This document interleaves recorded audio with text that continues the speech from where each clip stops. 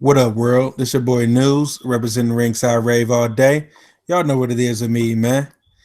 Hey, man, today I got a little bit of lemon haze on my side. So, like I said before, feeling uplifted, but also got a little bit of OG Kush in. So, y'all know how I feel about that. I'm always in love with Oh, the OG gee. Kush. So, definitely got the uplifted but mellow vibe going. Sitting here with my homie Smoke. I'm going to let him tell y'all everything he got to say real quick. What up, y'all? It's your boy Smoke from at Free Smoke Boxing, and I'm doing that little bit of a tolerance break, so I'm good on that. We got the water here, but more so than anything, I'm ready to talk to the people. So let's get to it. Yes, sir. Definitely. As a matter of fact, I'm gonna do another tolerance break myself. Actually, I'm gonna do So what's the day? the Sunday. two the 2 days, the 2 days. Exactly. See, I'm gonna do Friday. I'm gonna do Saturday, and I'm back Sunday. peas, peas in the house. PU in What the up? What building, up? right in Yeah. time. I was just Yo, introducing. We were just introducing ourselves to everybody. Getting situated before we got started. All right, all right. What up, y'all? What up, y'all? You already know who this is. Your boy P, rep from Ringside Rave from Bodega Boxing. Got me some water, so I'm ready. I'm hydrated. you got the fruit snacks on deck or what? I already ate the fruit snacks. So Yo, I got a thing of party mix, but I'll save that for later. yo,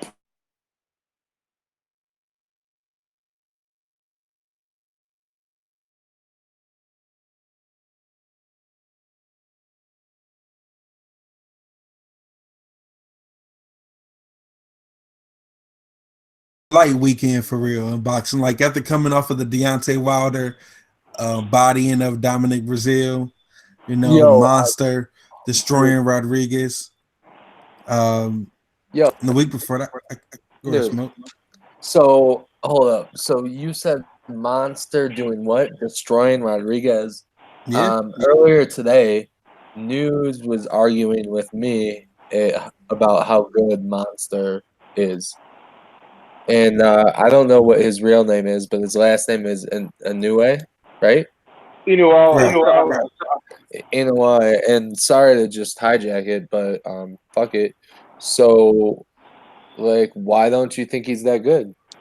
I didn't say it wasn't that good. What I said was to the people, I said the same thing that hello? we said about Terrence Crawford is the exact same thing that we could say about Monster, just like they said.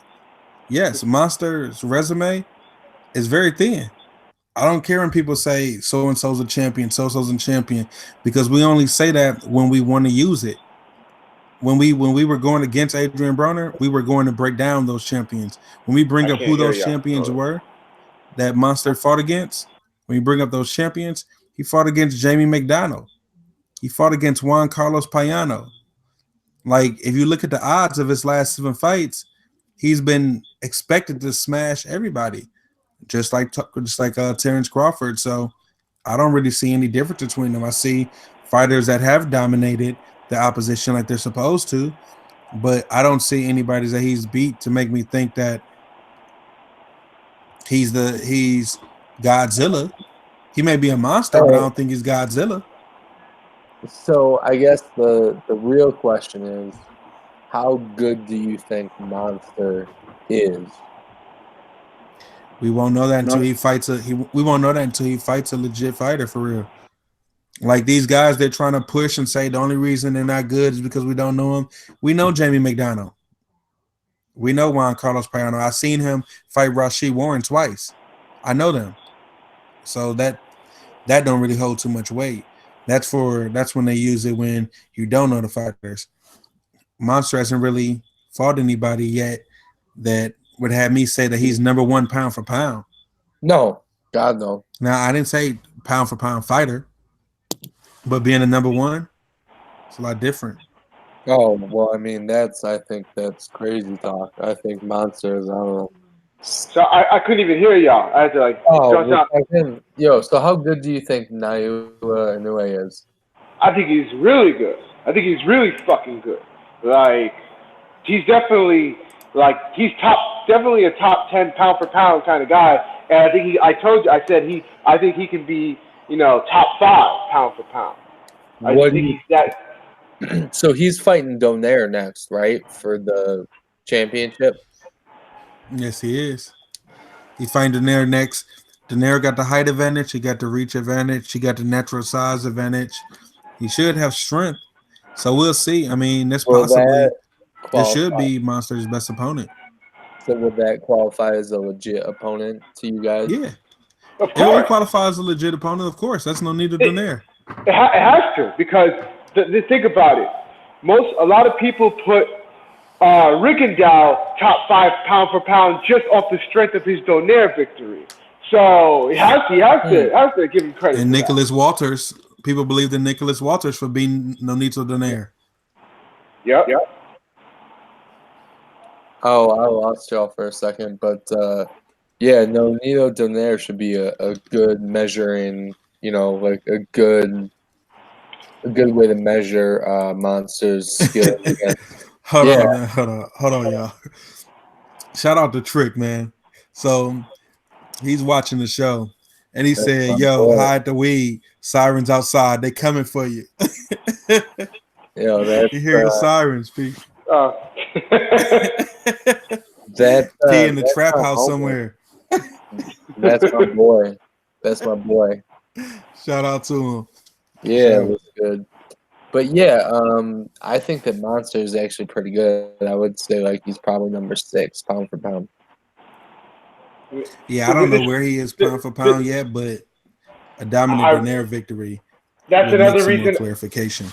This is another reason why I say fuck Rat Boy, because if it wasn't for fucking Rat Boy spoiling the party, Mr. Sore Rungvisai, whatever his name, him, Sore, who, the people, certain people refer to him as King Sore, but he's a Rat Boy.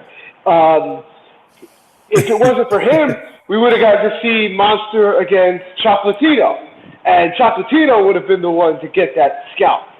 But unfortunately, fucking Sore had to ruin that. So I heard that basically Chocolatito was ducking though. He didn't want that word. Well, yeah, he kept moving up to get away from it. But both Chocolatino and Monster had both basically confirmed that Chocolatito was going to fight Monster next if he beat Sore. And Chocolatito even mentioned that that HBO was going to give him a nice chunk of change for that. So they were supposed to fight next, and then fucking Chocolatito getting slumped ruined that. But Monster would have knocked him out too. Yep. Oh yeah, definitely Monster would have knocked him out, man. Definitely Monster would have knocked him out. It's hard to pay. I mean, to be honest, unless they're really pushing the fights like they did for Soar and Estrada on HBO, like creating the Superfly thing. It's hard to follow the lower divisions unless they really like push them. And I think the World Boxing Super Series is good for that, but it's really hard to gauge how good they are. And usually they push them before. They push them when it's too late, because when they started pushing Chocolatito, he was already on his 4th division, or like 3rd or 4th division. So like that wasn't even prime Chocolatito that they were showing on HBO when they would put him on Golovkin's undercard. He was already starting to get past his prime by then. So most people didn't even see a prime Chocolatito, which is crazy. Man, I've been trying to talk for the last 2 minutes, and the Lemon Haze OG Kush had me forgetting that I had the mic on mute, man. So, Nudes, what do you think about the lower weight divisions? Oh, that's exactly where I was going with it, man. I was talking and saying everything. Like, listen, these guys, they get the hype. It's hard to push them because at the end of the day, you can't really qualify their opposition. Like, how many elite 112-pound men are there? Well, period. I mean, because I'm not talking about just at their skill, like at just their weight. They don't get the hype off of dominating their weight class. They start getting the hype when we start talking about they're moving up in divisions. Oh, he's a 5'6" division weight champ. That's when they start getting the hype, right? We don't talk about them when they're just at flyweight, really. We don't really talk about that. So that. and there's nobody really. There's not really much competition there. There's really not much competition there, man. Well, it kind of goes with what I was talking about on Twitter, because I had an interesting conversation this weekend on Twitter when Crawford's boy Red was talking about how people, that people are crowning Monster, but yet they don't keep the same energy for Crawford, even though Crawford has champions on his resume. And yet nobody can name, a fighter that Monster beat that holds any weight, and yet they call him number 2 pound for pound. And I replied, and I said that is the case. The problem is with that is it's not the same, because I've said that fighters in the lower weight classes get more of a lenience when it comes to pound for pound and resume, because the overwhelming majority of fans don't watch anything really lower than 126. And once you get lower than featherweight, people start just not really, they don't really start paying attention. So because of that, we don't really know how good their with Crawford's in, a lot of these guys like Crawford, he's in a division where people know all these guys. So you can't just say, oh well, this guy is a champion, because then we'll know, okay, well, he was a champion, but he was a fake, because, look at, what's his name, Indongo. Indongo was a champion, but people knew that he wasn't that good, even though he was a champion. So we can pick apart their resumes, whereas in the lower weight divisions, because we don't really watch them, and we don't really watch them that much, a lot of people don't know these guys in the lower divisions. It's hard, guys can't cherry pick their resumes apart of a Monster like they can for a Crawford. So if the experts say Monster is this good, people tend to believe it because they can't really argue anywhere else because they're too unfamiliar with the resume. Yeah, I mean, straight up, if you think about the last 3 dudes that Inoue fought, Monster fought, and you said, hey, name another fight that they had, it would be hard. I just think that, man, like I said, with the limited talent pool that's available for that size of an adult, I can't really compare you to a Terrence Crawford, because unfortunately Terrence Crawford can't be 5'5", 112 pounds. So we'd never be able to see it. So we automatically give them the boost because we see them beating guys who are not the normal size at the end of the day. And so that's why I can't really get with putting guys that small at the top of the pound for pound scale. Like that shit, we got to come up with a new ranking or something. But I mean, in theory, isn't pound for pound supposed to really, in theory, be made for people like the little guys? That's what I'm saying. That's why, this pound for pound should be so confusing. Well, I don't know. I think Monster is a pretty good boxer, and I think that he could knock out dudes probably that are 130 pounds. But, yeah, it's really hard to qualify the dudes at the lower weight class because, like you said, there's only so much competition, and it's not readily available to watch their fights. That shit happens usually on the eastern part of the world, You know what would be killing me, though? Is that when people be like, when we say pound for pound, for example, and I give you this.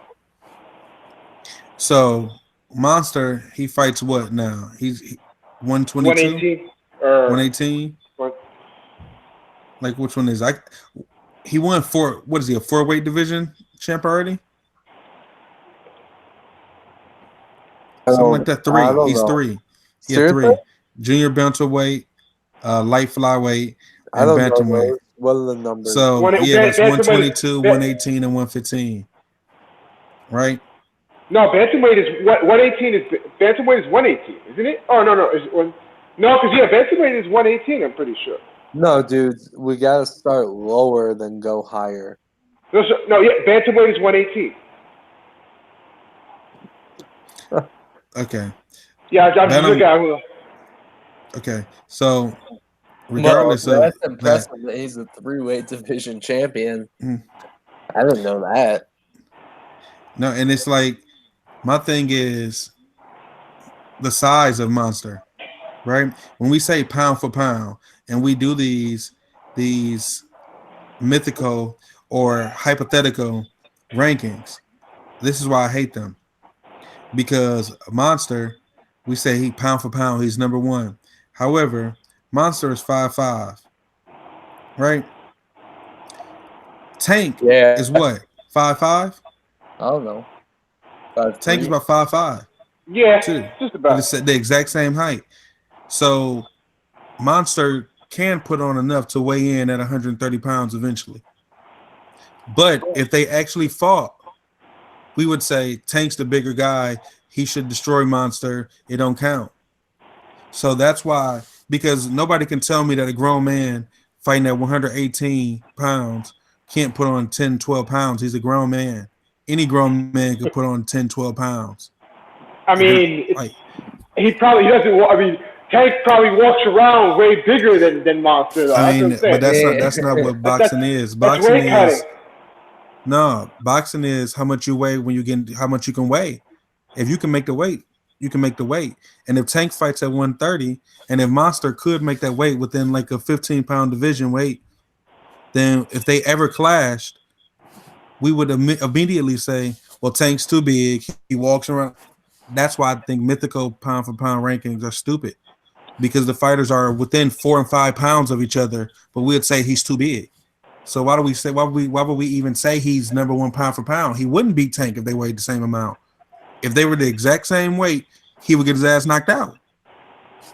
Like, so that's why for me, I don't like pound for pound. It don't make sense for real. It just doesn't. Because the guys be the same exact height. They be like Canelo 160. Canelo could be 160, another guy's 154, and we'll say Canelo's too big. They can't fight. You just built different parts. I mean, it's more about weight than height because some people just are just bigger, even though they're shorter. Or you know what I'm saying? Like, I mean, I don't know. Pound for pound shouldn't exist then, because we're saying if they were the exact same height and weight, so and so will win. But if we actually think about it, we would not say it. The same size, really. Not really height. More weight plays more into it than height. But height does play a factor, but more weight. Because thick guy, like even though you have a guy like Bartholomew who's like 5'11", and like you would think, okay, he could make welterweight and be right in welterweight. He wouldn't really be that big of a welterweight. Like I don't know. Like it'd be like he wouldn't be fit at that weight. Whereas a guy like Spence, even though Spence is technically shorter than Bartholomew, he belongs at welterweight more than Bartholomew. So I don't know. But that's why I would say pound for pound would make no sense then, because if they were the same size, like what are we just looking at the skill? Well, they're not. If that's the case, they're not the same size though, and that's the thing. Spence walks around at probably like at least 180, whereas I guarantee you Bartholomew is not walking around at 180. He probably walks around at like 15 pounds less. So 15, I don't know, but because if he was 185, I doubt he'd be able to make fucking lightweight or 140. So that doesn't matter. That doesn't matter. Adrian Broner walks around 180 pounds. Manny Pacquiao just beat him. Like, I'm not going to use the weight excuse only to defend fighters from losing. You got to win. If you're pound for pound, like if you ever use the phrase you're a pound for pound fighter, you should overcome that. If you're the exact same weight, Floyd did it for years. Pacquiao did it for years. I mean, just some people are able to drop down in weight where others can't. Some people I don't know, just some people are just better at cutting weight than others. That's just how it is. I've noticed that. Some fighters are better at overcoming the weight disadvantages too. Those are the true pound for pound fighters. That's basically what I'm trying to say here. If you move up in weight, like if you're ranked at junior welterweight, and you're ranked number 2 pound for pound, and there's a welterweight, and he's ranked number 5 pound for pound. You move up to welterweight. You're ranked number 2 pound for pound. He's number 5. You guys are only 7 pounds away in division. Y'all the same weight. The welterweight destroys you. I'm supposed to say, well, the welterweight's naturally bigger. Then why am I saying the guy was better pound for pound? He never was. Let me put it like this. I have to use my imagination. I don't want to use my imagination, P. That's why I don't like That's why I don't like pound for pound. It's not reality. It's Floyd could, if we want to be like real, just like technical, Floyd could make middleweight. He probably walks around as an actual middleweight in real life. If he made middleweight, you think he could beat a Golovkin or a Jacobs?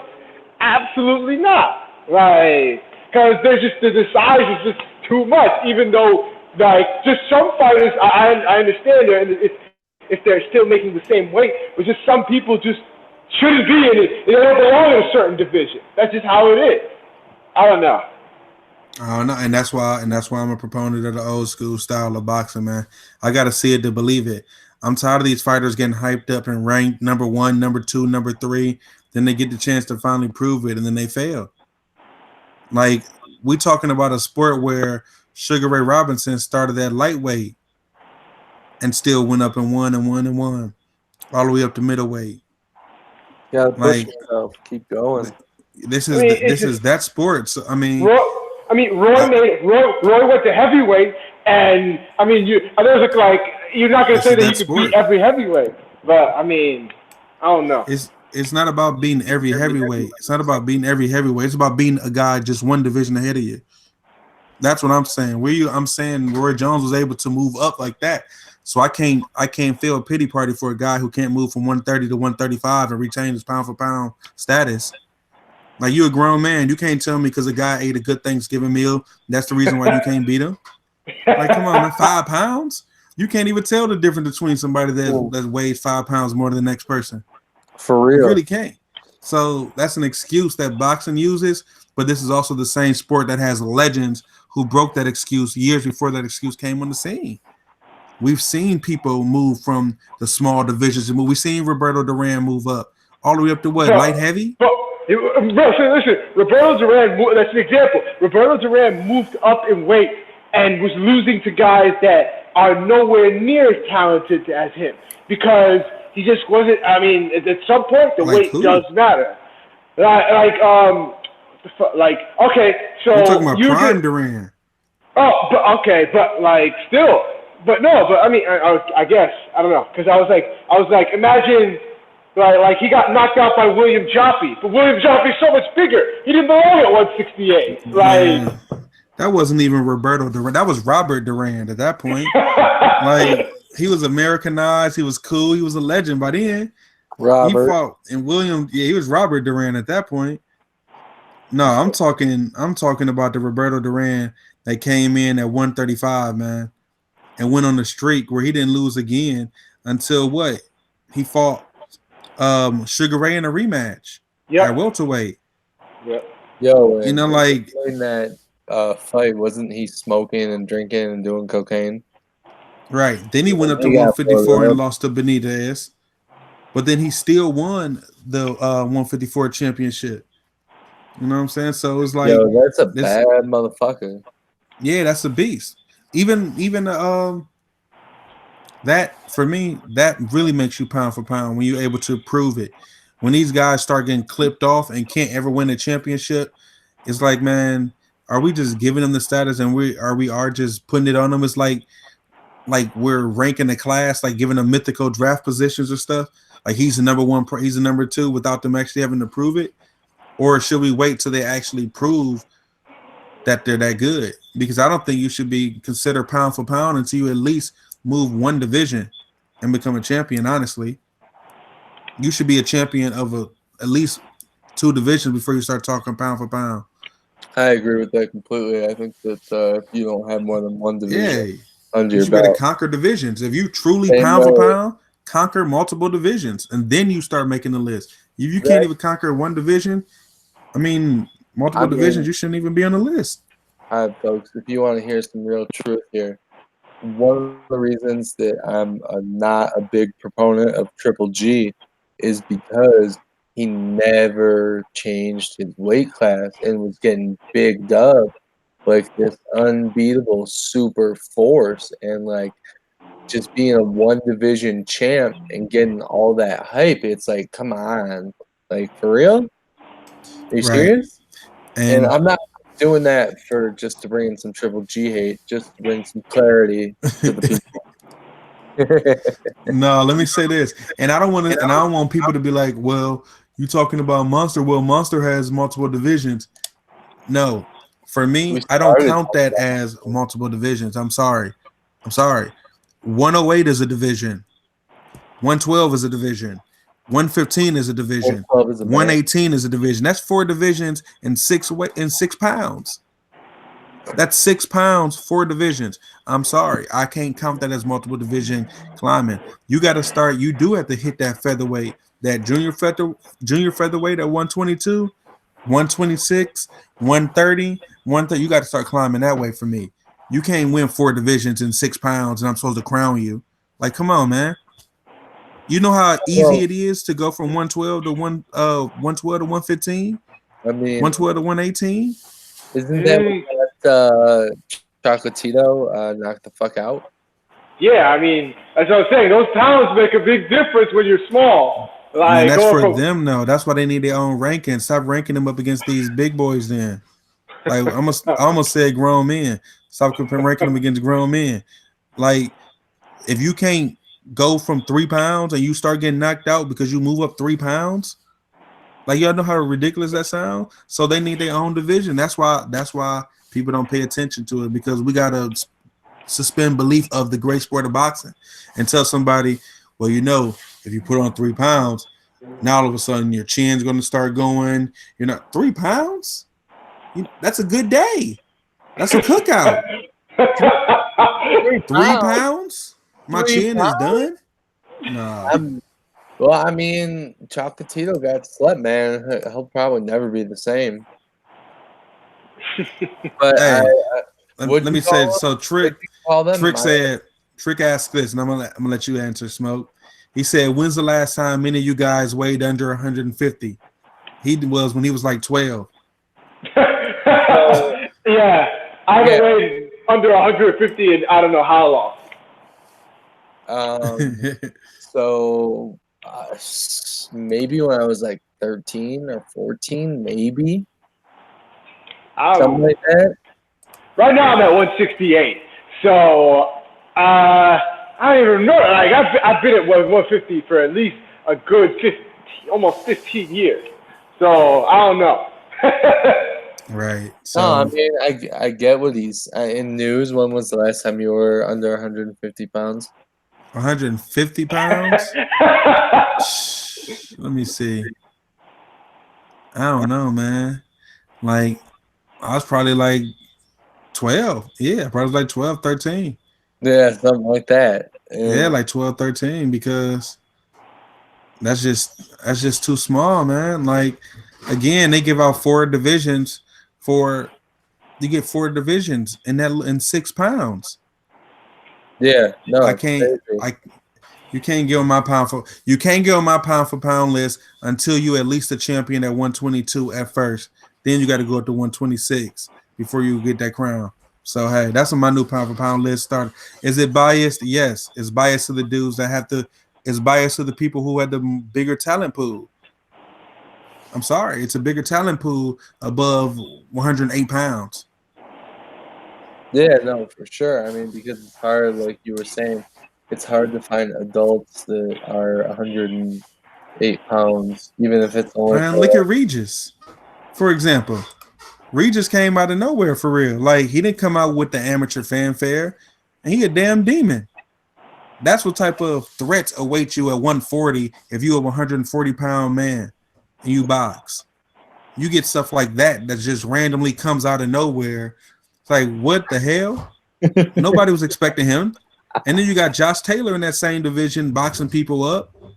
You know what I mean? Like, Regis versus Josh Taylor is going to be a good fight. It's going to be amazing. That's going to be dope. Who do you think's going to take that? I don't know yet. Regis, that's my final answer.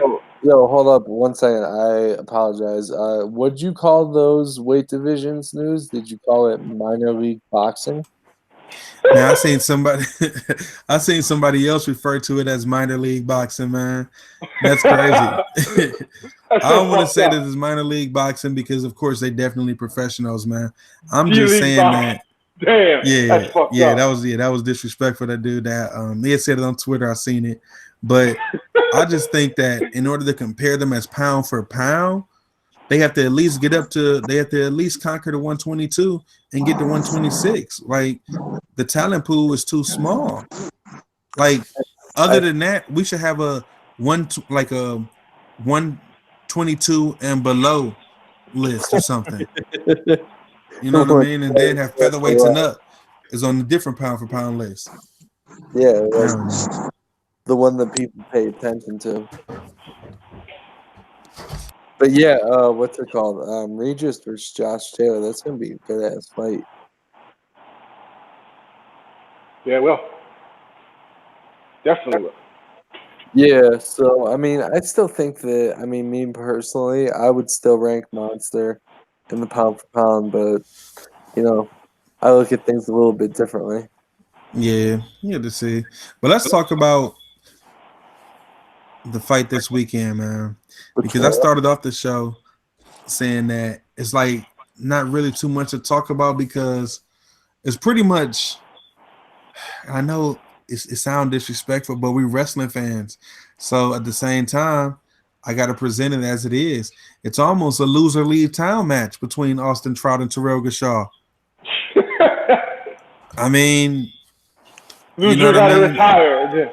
Austin Trout, he seems to be definitely on the downward slope of his career.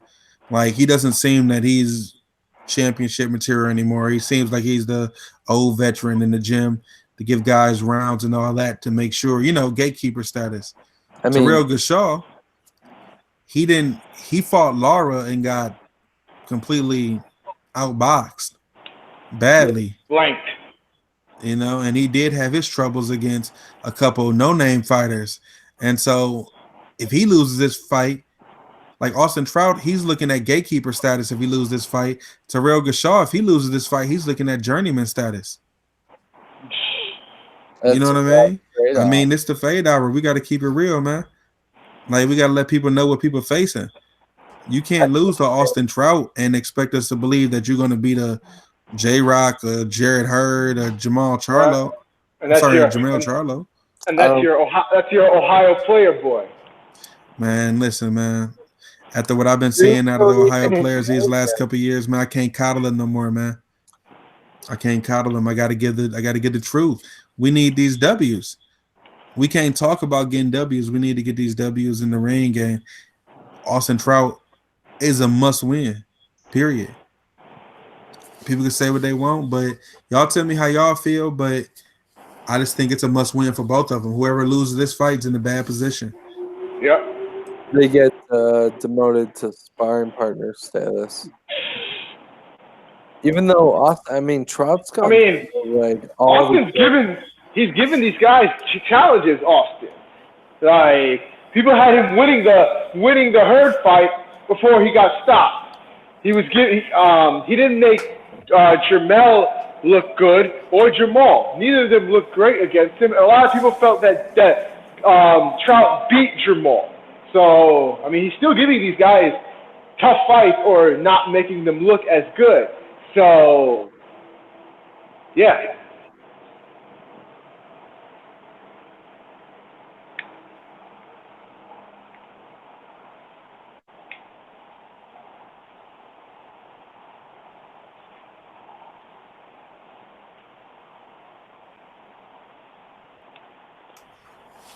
Hello? Hello? Yeah. That was so funny. Y'all was on that long pause because I was on mute. Either way, man, I got to move on for this fight because honestly, there's not really any buzz for this fight. I seen them try to talk some trash, but Trout versus Gausha. Trout, I don't even know what channel it's on. I don't even Me neither. Like, no, there's no hype for the fight because it sucks. Isn't Jamal Herring fighting Ito? Yes. Yeah, Isn't one of yeah, them a champion of some sort? yeah. I think Ito is, What weight? but yeah, 130? 135. 135. Yeah, they're fighting at 135, Yeah. and that's going to be on ESPN as well on at 10 o'clock. I don't know if Herring could pull it off. I don't know. I like him too, but the last time I seen Herring up against somebody, I think that was Shafakov. It's 130. Yeah, and I didn't, and he got destroyed in that fight. So this is for the WBO. I think it says WBO. And I know Burchell said he wants to unify. So the How winner of is this, 130 for WBO just up for grabs? beats me. I don't fucking know. Yeah, that doesn't I don't make know. sense. I honestly stopped trying to make sense of these organizations because these organizations just don't do anything that act like they have a lick of sense in them. So they kind of just go with the wind. Fucking just throw the dice and see what it lands on. Yeah, I feel That should be a that. cool fight. That should be a cool fight. But honestly, I'm not excited for that either. I'm not excited for that either. So I'm not going to spend too much time talking about that either. But what I am excited for is Shakur Stevenson getting that number one ranking by the Hey, WBO because him hey, versus Oscar Valdez. Hey, what up, Valdez? Yeah, that's a hey. hell of a fight. How would y'all I see that mean, one? How would y'all see that coming off if that's made? Ooh, I like that fight. I I like think that a lot. Valdez versus Shakur is a fucking good fight. That one's hard to call. I think Valdez wins close. That's a I that's a got hell of young a fight to Machiavelli. call. I got young Machiavelli. Yeah, I'm gonna take Shakur Stevenson only because I believe in his boxing ability. Well, But Valdez is part of the Smoke Squad. Yeah, I know. Yeah, so you But already know what time it is. mhm. Smoke time. but that would be a great fight, and with Valdez being trained by um Chico Reynoso, that'd be a nice fight if they could possibly get that put together on the next Canelo card. Even though Canelo only fights on, damn it, now that I think about it, Mexican Independence Day, which is going to be on the Zone, and they're ESPN fighters, so that's not going to happen at all. I Yo, wanted that would be a nice Valdez. co-main. Well, Shakur Stevenson versus Valdez is an interesting matchup. if, if Much better than Well, that's much better than anybody I could imagine. Shakur Stevenson getting his first title fight against. yeah, I mean, we don't really. I mean, we know that Shakur Stevenson has a lot of potential, and he is pretty good right now. But we don't know how good he is. And Valdez, we know, is pretty damn good, and he's pretty tough too. So I think that's a really big step up. And if Shakur Stevenson was able to beat him, I would be. You'd have to ride with young Machiavelli against pretty much anyone else after that. yeah, they make that fight in Newark, I'm definitely going.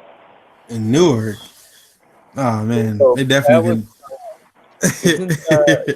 so isn't Shakur and Josh Greer having a card in Newark in like a few weeks? Man, that'd be a good fight. Oh no, not A again. good card with Joshua Gray Yeah, and Shakur Stevenson on it. I wonder what no, the that's ticket prices happening. are. I have no idea, but I mean, isn't Not against each other. Not against No, each I other. know. Just they're On the same card. yeah, okay. Yeah. isn't Newark far from you? Yeah, unless you're talking about to News, because Newark is not far from me at all. How far, P? From me, Newark is Yeah. Newark is like a half hour. Maybe if with traffic, at most like 45 minutes to an hour. I could get there in a half hour if there's no traffic. So yeah. Yeah. So why wouldn't you go? Exactly. News, how far is it from you? Too far where I'm not going, man. I rode through Newark, man. I'll never go back to Newark again. I thought Cleveland was dirty, man. Yo, Yeah, Newark is not very nice. No disrespect to the people from Newark, but I ain't What happened? disrespecting y'all because y'all see it every day. Y'all know what it is, man.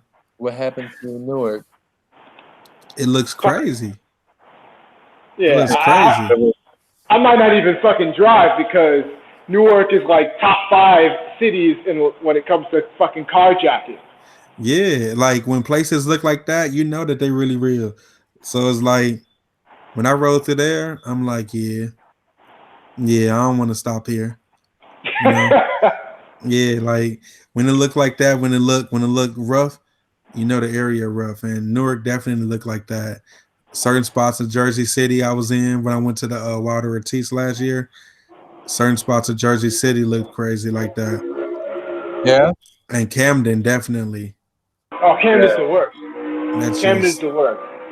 shout out to this. Now this is gonna be to some of y'all, but shout out to Dewan Wagner for coming out of Camden. Yeah. I was just gonna say. Dewan Wagner was, Heard that, hey man, that boy was legendary. Didn't he put up 100 in high school? Man, that man made it out of Camden High School. Yeah. So, Man. What's his name? Sosa. Jason Sosa is from Camden. oh, he did. Yeah. The Yes. like Puerto Rican-ish white guy kind of dude. The boxer. Yeah. Yeah. I mean I think Pat met him, and Pat said that he was punch drunk. I wouldn't be surprised. Wouldn't be surprised. He took a lot of hits. Still does. Yeah. I mean, he Loma whooped his ass. I've never been to Newark, but if I lived closer, I'd go there for that fight for sure. Like that's a no question. So you gotta go. So let's talk about the real quick the Thurman Pacquiao undercard. So, of course, we know Manny Pacquiao versus Keith Thurman in the main event, but on the undercard we have Caleb Plant. Caleb Plant and Mike Lee, and that's going to be on Fox. We also have Urdinas Ugas versus Omar Figueroa. Jiggy Smalls. Sergey Lipinets versus John Molina Jr. And then Luis Neri versus either Rashid Warren or Juan Carlos Payano. Which, of course, I prefer to be Rashid Warren. Yeah, I'd rather Warren. But that's not a bad undercard. You know what I mean? No. For Pacquiao Thurman, that's not a bad undercard at all. That's a good undercard. I don't want to see Warren or Payano fight, though. To be honest with you, if I could somehow get a vacation that week, or if I get like enough money saved up that week, I want to go for a week's vacation, or at least a weekend vacation to Vegas. Yeah, that'd be nice. And Ugas Figueroa, you know they both letting their hands go. That's all Figueroa does. And wait. From what I've heard, though, also the other thing I've heard, because I've never been to Vegas, never been to any of the places where they watch the fights. Because they said the MGM is really good because with the MGM, there's no real bad seats. Like even the far up seats, you still get a good view. I heard like the T-Mobile Center is terrible. Like the nosebleed seats are like you might as well just stay your ass at home. Right. But yeah, I haven't seen the fight in the MGM. I had tickets for the Pacquiao Broner fight, but I didn't get to it. But what are the tickets for Pacquiao Thurman? I'm looking them up now.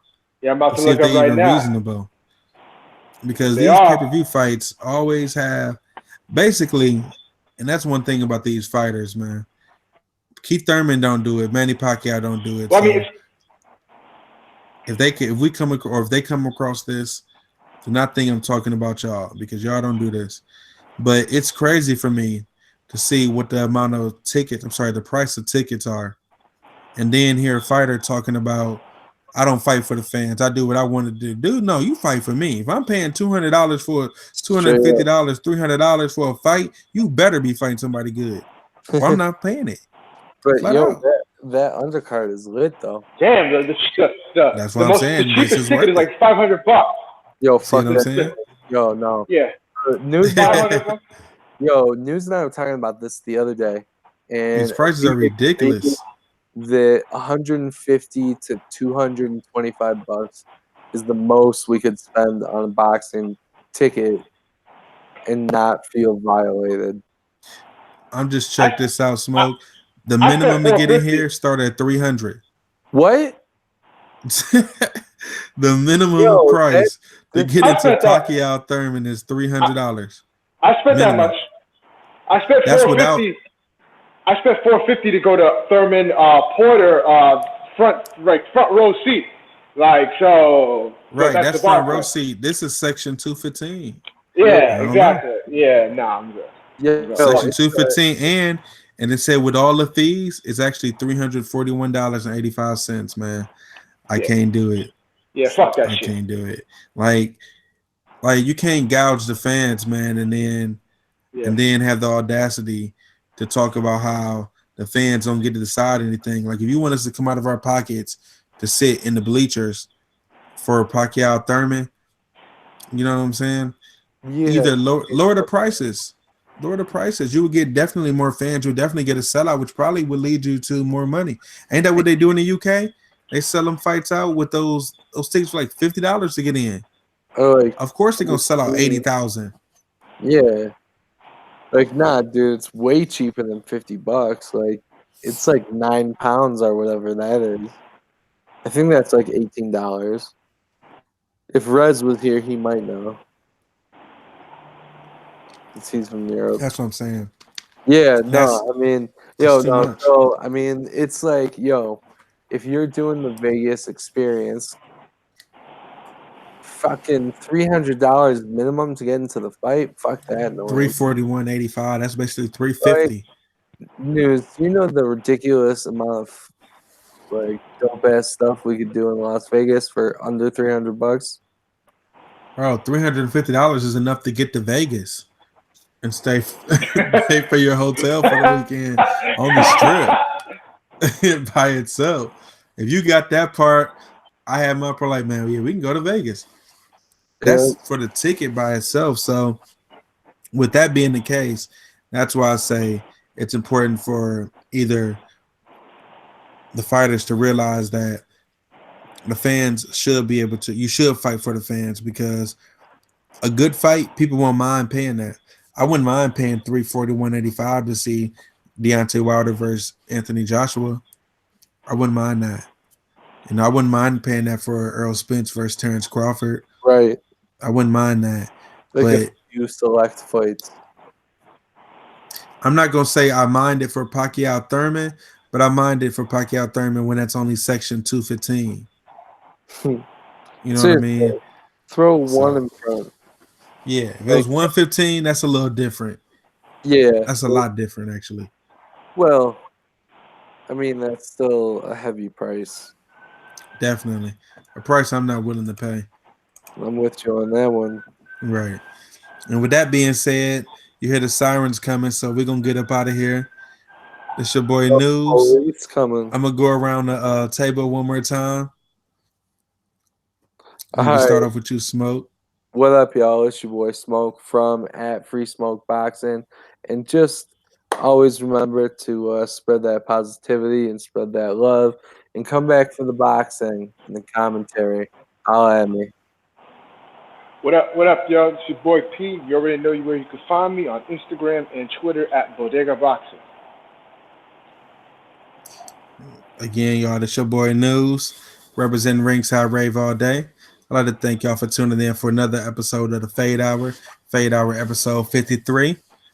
And we'll be back with y'all on Monday to recap the Trout versus Gausha fight and anything interesting that may have happened over the weekend. We'll see y'all at 10 p.m. Make sure y'all have y'all drinks ready. Until then, we out. Yeah. 1.